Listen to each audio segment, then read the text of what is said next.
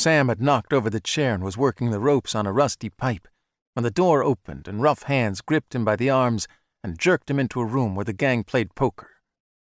Gloomy Gus glanced over at Sam as he counted out some cash, tossing a wad to the center of the table, and said to one of his boys, "Thought I told you to kill the bastard." "Thought we'd wait 'cause of the mess." "Are you trying to say something?" Gus asked. One of the gang stooped down and pulled the handkerchief from Sam's mouth. "I came with an offer." "You came to us as a copper or a bank dick? Look at you, the way you're dressed. You look like a copper from a mile away."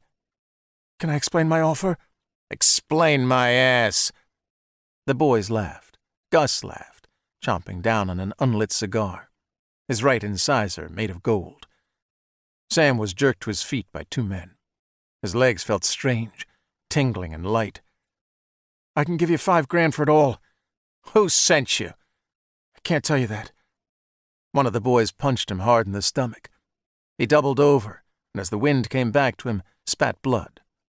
$5,000. Is this a joke?" "How about I sit in for a hand?" Sam asked. "Then you can get to killing me." Gus looked up from the cards that he'd begun to deal. He glanced over at the boys and shrugged. One of them just a kid, with jet black hair parted down hard with drugstore grease. Gus picked the cards off the table. He shuffled. He relit the old cigar, the tip glowing red-hot. He stomped his feet in time with the music below them. Sam wandered to the table, took a chair, and said, "Stud?" "I call the fucking game," Gus said. "So, Mr. Big Shot, you got $10 for the pot?" Sam reached into his coat pocket, and having left his wallet with Haultain, smiled and said, "You stake me, Gus?" Gus cut his eyes up from the deck in hand, and then just as slow and lazy, began to deal around the table. They played until dawn, and Sam's stomach felt hollowed out from the cheap gin they drank from fruit jars.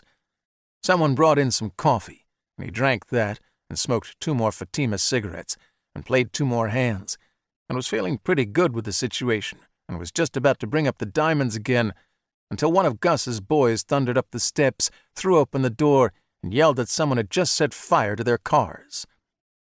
Gus's dark eyes turned right toward Sam.